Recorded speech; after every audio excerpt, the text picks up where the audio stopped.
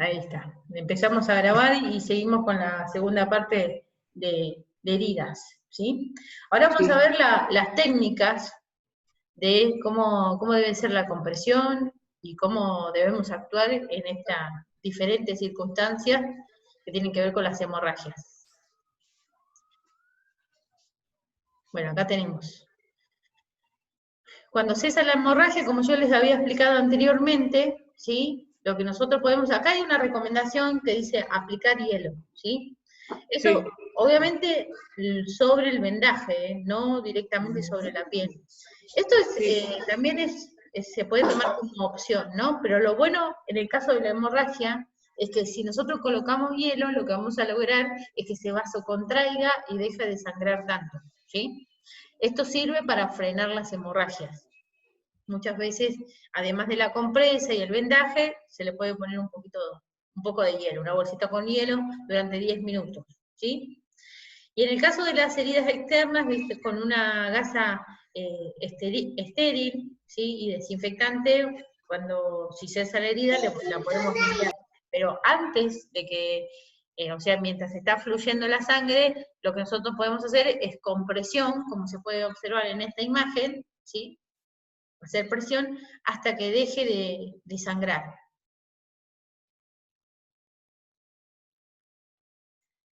Bueno, igual como yo les dije, siempre recordando lo de hacer la compresión y después soltando y volviendo a comprimir, porque la idea es no cortar la irrigación al resto de los tejidos, así no hay problemas con que se mueran los tejidos y después pierde esa parte o ese miembro, ¿sí?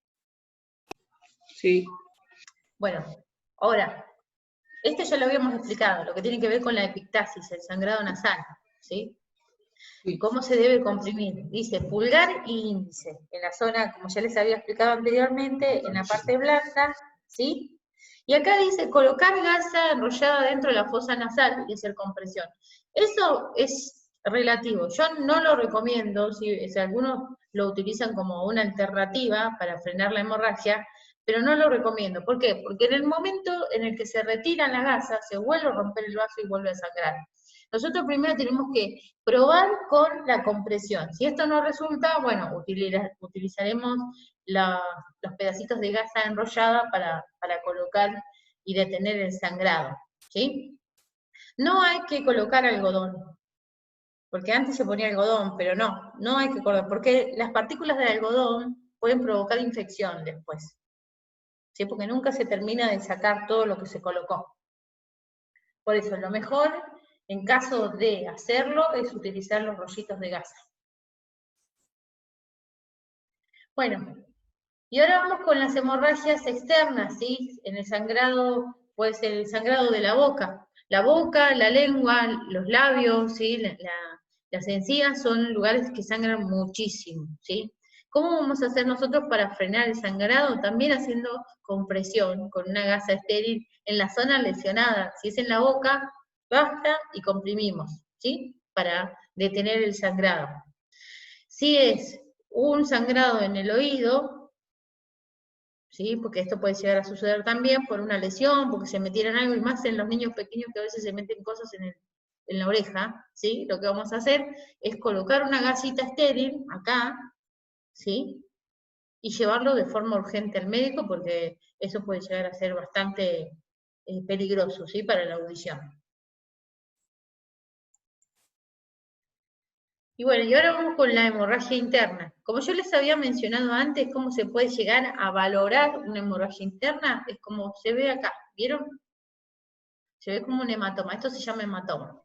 Se forma sí. cuando la sangre fluye por debajo de la piel, ¿sí? Y esta es una forma de exteriorizarlo.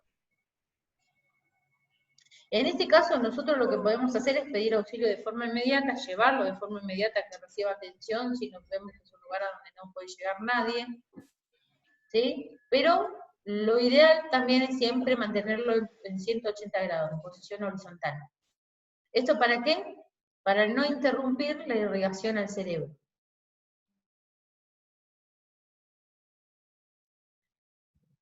Bueno, y acá tenemos diferentes tipos de hematomas, ¿no? Porque para clasificar.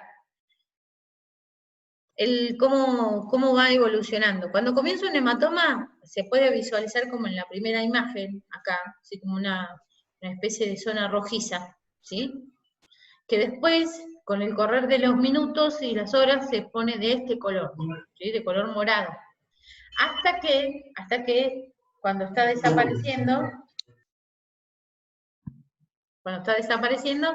toma este color tenue, como una aureola, como una sombrita, ¿sí? Hola Ezequiel, igual la primera parte está grabada, así que después la podés ver. Estamos viendo los hematomas, ¿sí? Bueno, entonces dijimos, así comienzan los hematomas, ¿sí? Se pone morado y así es cuando está desapareciendo, ¿sí? Cuando ya se está desvaneciendo. ¿Qué podemos hacer nosotros ante la presencia de un hematoma?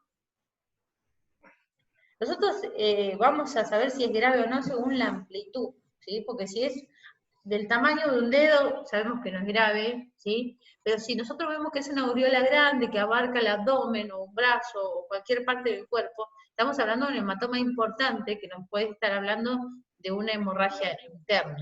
Entonces, de forma inmediata se va a pedir ayuda médica, ¿sí? Si se lo puede llevar, se lo lleva, o llamamos a la ambulancia para que venga a asistirlo. Esto puede llegar a suceder porque se cae alguien de la escalera, ¿sí? Recibe golpes en todo el cuerpo, golpes internos, ¿sí? O si alguien le dio una trompada en el estómago a alguien, también. O en diferentes tipos también en un accidente automotriz, ¿sí? Son lesiones fuertes, que no se pueden visualizar desde afuera, pero sí de esta manera. Bueno, y ahora, para terminar, vamos a continuar con lesiones y por ahí si llegamos vemos un poco de quemaduras, ¿sí?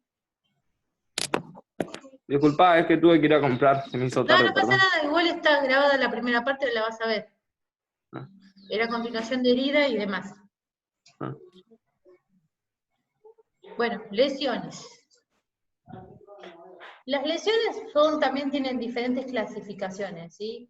Hay lesiones que la mayoría de ellas son debidas a traumatismos.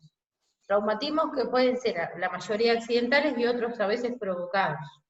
Pero en este caso hablemos de las lesiones accidentales.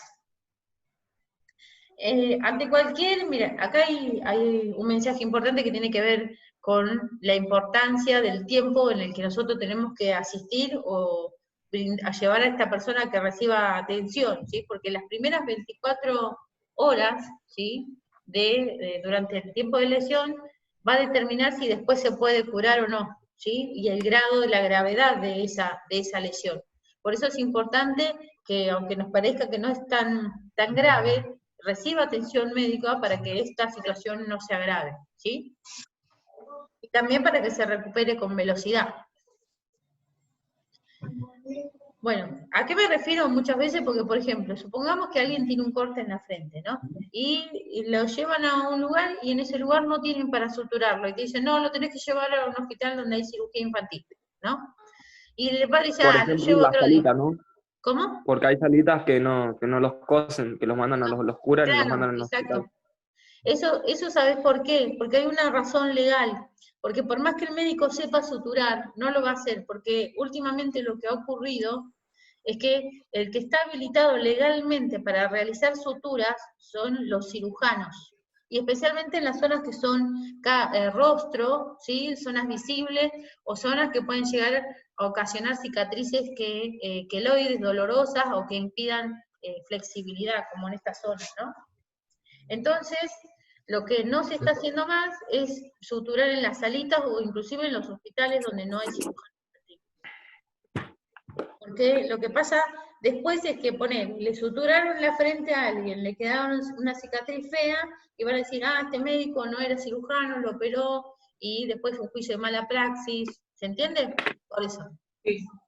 Entonces, por eso ya no se hace más sutura en las salas. Y bueno, entonces, en ese caso, es importante que dentro de las primeras 24 horas, y lo antes posible, la persona reciba atención, ¿sí? Porque supongamos que pasaron más de 24 horas y no se suturó esa herida, lo que va a suceder es que se va a terminar cicatrizando así, abierta, ¿sí? Y puede ocasionar infección y una cicatriz aún peor. Entonces, es muy importante. Yo estoy hablando de una cosa como la cicatriz, pero también puede ser otro tipo de lesiones, fracturas o lo que sea, ¿sí?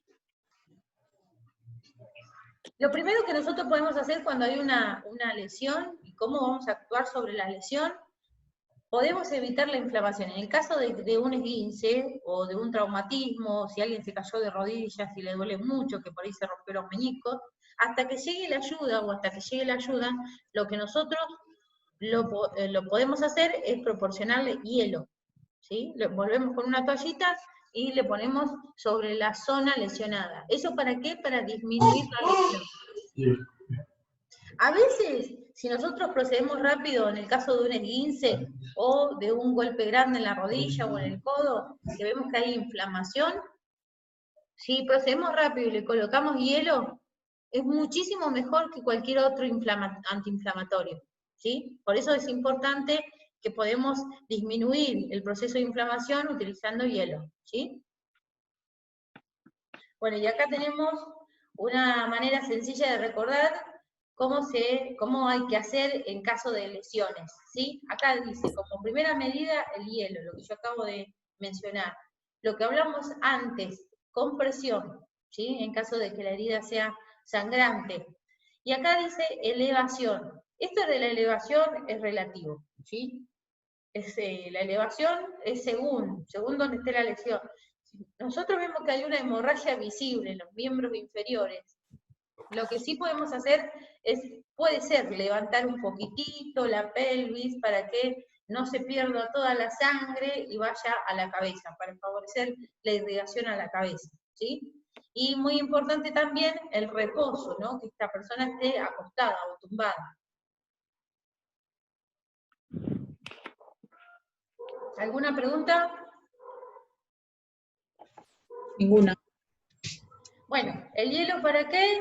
Porque el hielo funciona como antiinflamatorio y como vasoconstrictor, o sea que ayuda a detener la hemorragia muchas veces, ¿sí? Si no tenemos hielo, vamos a utilizar alguna bolsa con gel, porque algunos tenemos, yo por ejemplo en el freezer tengo bolsitas con gel, por si mis hijos se golpean, le pongo eso sobre el golpe, ¿sí?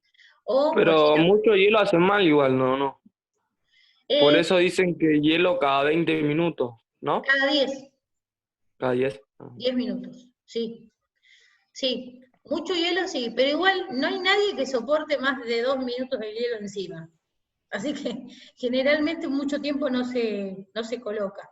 Pero sí, lo mejor es, lo primero es poner hielo, por esto de que es vasoconstrictor para detener la hemorragia, en caso de una herida sangrante, sobre una herida, cuando ya tiene vendaje podemos poner hielo para que deje de sangrar, ¿sí? Y en el caso de un esguince, un golpe grande, colocamos hielo y también así detenemos la inflamación y disminuimos la inflamación, ¿sí? Y en el caso de las heridas cortantes, con la compresión, nosotros podemos, en caso de sangrante, detener el sangrado, y en el caso de un ¿Puedo hacer una esguince, pregunta? sí. Y si ponerle que hay un choque, ¿no? Y hay una fractura, ¿qué se hace? No se pone hielo hasta que venga la ambulancia, No, ¿no? en ese Se caso no. deja así. Sí, en ese caso no tocamos nada. Lo único que vamos a hacer es el perímetro, ¿sí? Para que no se siga lesionando esa persona y pedir ayuda. Y darle tranquilidad a esa persona. No, en caso de fractura nosotros no tocamos, porque a veces si tocamos podemos hacer que sea una fractura expuesta o que después tenga complicaciones para la reconstrucción y la reducción, ¿sí? Bueno, y volviendo a lo de la compresión, también no solo vamos a utilizar la compresión para detener el sangrado, sino también lo podemos utilizar para vendar en caso de esguince, o para contener, o para hacer un cabestrillo, ¿sí? Para sostener el brazo hasta que llegue al lugar a donde lo van a atender. Y un dato adicional que les voy a dar es, ¿qué hacemos nosotros cuando alguien se fractura y lo tenemos que llevar al hospital? ¿Lo vamos a llevar así con el miembro colgando? No. No, lo que vamos a hacer es, lo que podemos hacer, y que no le vamos a ocasionar ningún mal, es, por ejemplo, agarrar un cartón rígido, ¿sí? Agarramos un cartón rígido, yo les voy a dar un ejemplo con un papel que tengo, supongamos que esto es un cartón. Lo doblamos así, ¿sí?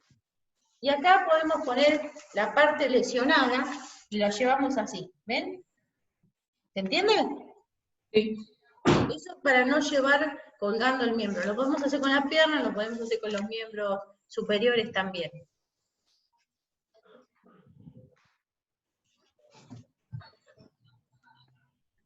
Bueno, elevación. La elevación puede servir para muchísimas cosas. Ahora, por ejemplo, no sé si ustedes llegan a ver, acá en este caso, en la figura superior, a veces esta forma de elevarse puede llegar a servir para, en caso de que la lesión sea en esta parte, para que deje de circular sangre y deje de sangrar, en el caso de una hemorragia. Y la elevación, si elevamos las dos piernas, en caso de que una persona tenga una lipotimia, que le haya bajado la presión, esto va a ayudar a que irrigue sangre al cerebro, ¿sí? Eso también puede favorecer. O sea que la elevación se puede utilizar para diferentes circunstancias. O en el caso de que alguien tenga inflamados los tobillos o los miembros inferiores, para disminuir la inflamación también podemos elevar las piernas. ¿Vieron que a veces dice que levante un poquito los pies? Bueno, eso favorece la irrigación en la circulación y ayuda a que la inflamación desaparezca, ¿sí? Y después, el reposo. El reposo sirve para que nosotros podamos maniobrar, para que la persona pueda sentirse un poco mejor después de lo que sea que le haya pasado, ¿sí? Y también ayuda a la recuperación, a que desaparezca el dolor, porque todo duele más cuando uno está parado, ¿eh? Bueno, quería mostrarle quemados, pero bueno, vamos con fracturas si quieren, ¿sí? Con los diferentes tipos de fracturas. ¿Alguna duda con respecto a lo que dije recién? No. Bueno, vamos con fracturas. Bueno, ¿de qué hablamos cuando hablamos de fracturas? Nos referimos a la rotura del hueso, ¿sí? Cuando el hueso se rompe. O sea, existen diferentes tipos de fracturas.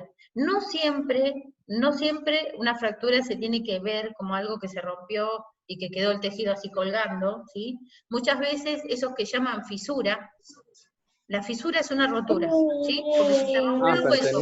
La fisura pertenece a una fractura.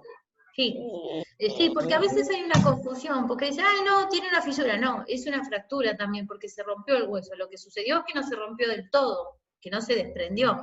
Por eso existen diferentes tipos de fracturas. Están las fracturas cerradas, ¿sí? Las fracturas abiertas, las fracturas con desplazamiento y la fractura sin desplazamiento. La fractura sin desplazamiento podría ser la fisura, ¿sí? Bueno, y vamos con los síntomas de la fractura. Dolor intenso, duele un montón, muchísimo. Imposibilidad de funcionar, digamos, de la parte que está fracturada. O sea, lo que va a suceder es que se rompe el hueso y, por ejemplo, si yo me rompo acá, no puedo mover los dedos, ¿sí? No hay posibilidad de moverlo, la parte que continúa. ¿Con desplazamiento, sin desplazamiento, cerrada y? Cerrada, espera que yo me olvide hasta lo que dije. Abiertas. Ahí, cerradas, abiertas, con desplazamiento y sin desplazamiento.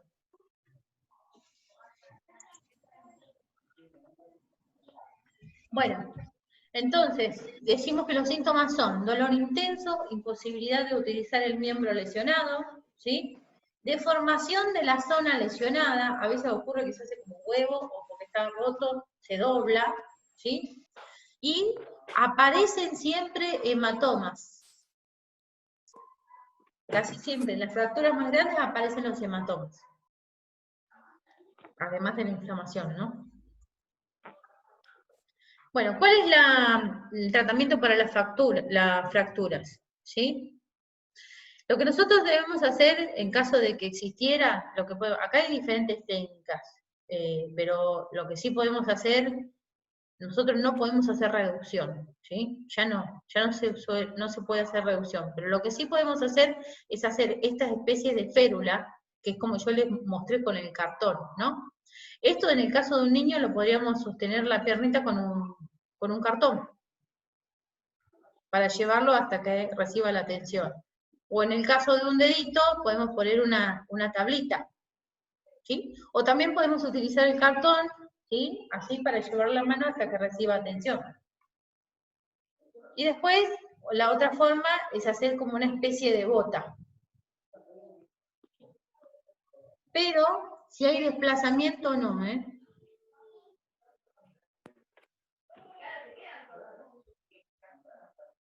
Bueno, estos son diferentes tipos de vendas, si pueden observar. Estas dos de arriba son elásticas. Y estas son vendas, estas son las comunes, las de algodón, y después tenemos acá estas que son adhesivas, que son las que utilizan los deportistas ahora, y después tenemos otro tipo de venda elástica. Son diferentes elementos que podemos utilizar para vendar, en caso de que sea necesario. Bueno, y este es el vendaje de dedo, en caso de fractura. Se utiliza un tutor, ¿sí? ¿Lo ven? El tutor va a ser el dedo sano, y un palito que parece helado, pero no, pero es un bajalengua, ¿sí? Que esto siempre hay en las instituciones sanitarias, y se envuelve el dedo. Esto sirve como una especie de yeso, porque los dedos no se enyesan. Esto sirve para inmovilizar. Bueno, y este es el vendaje de mano. En el caso de ponerle que alguien, no sé, se esguinzó o tiene una lesión en la muñeca, o lo que sea, este es el tipo de vendaje. Yo quiero que miren un poquitito cómo va envolviendo la venda. Vieron que esta parte va para abajo, ¿no? Y que la parte, y esta va para arriba. Esto, presten atención, porque el día que tengan que vender, si lo hacen al revés, se les va a recomplicar. De esta forma es más fácil enrollar, de forma fluida y no se traba, ¿sí? Empieza de forma de tubo en la muñeca, ¿sí? Da 2 vueltas, una vuelta por debajo de la palma, sale y envuelve, ¿sí?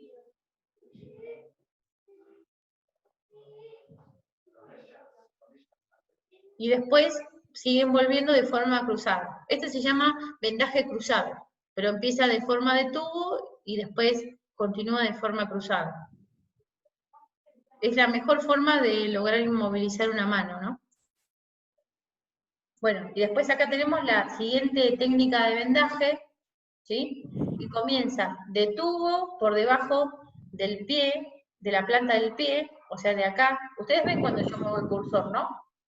Sí. Bueno, comienza de acá, sujetamos esta parte de la planta del pie, empezamos con tubo acá, damos 2 vueltas, y después empezamos cruzado por debajo del tobillo, y después volvemos a cruzar por acá, y se repite el proceso, ¿sí?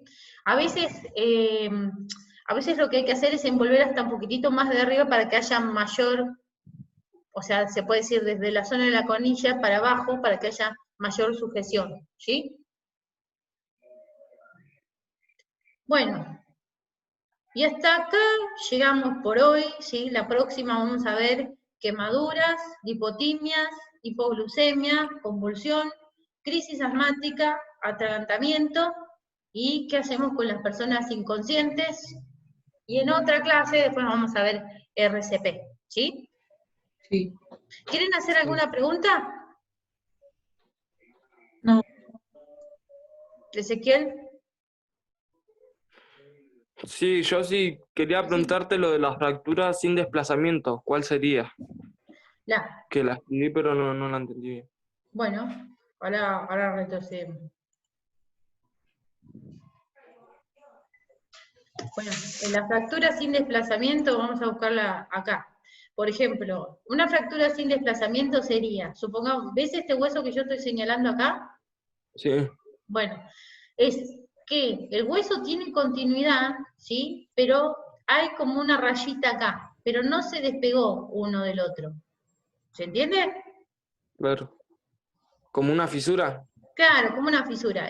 La fisura sería una fractura sin desplazamiento. ¿Sí? Ahora, mira acá, de este lado, vas a ver esto que del otro lado, esta es una fractura, ¿sí? Que hubo desplazamiento. ¿Sí? Porque no está, el hueso no está, no tiene continuidad. Se separó un poco. Y después tenemos la fractura abierta, que es esta. ¿Sí? Donde el hueso se desplazó y además rompió el tejido y salió al exterior. ¿Se entiende? Sí, sí. Esto sería también una fractura cerrada, porque no hay apertura de tejido. ¿Sí? Y esta sería la abierta, que vendría a ser una fractura expuesta con desplazamiento. Claro. ¿Sí? Esta es una fractura con desplazamiento cerrada.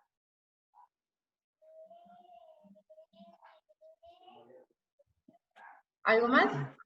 No, era eso nomás.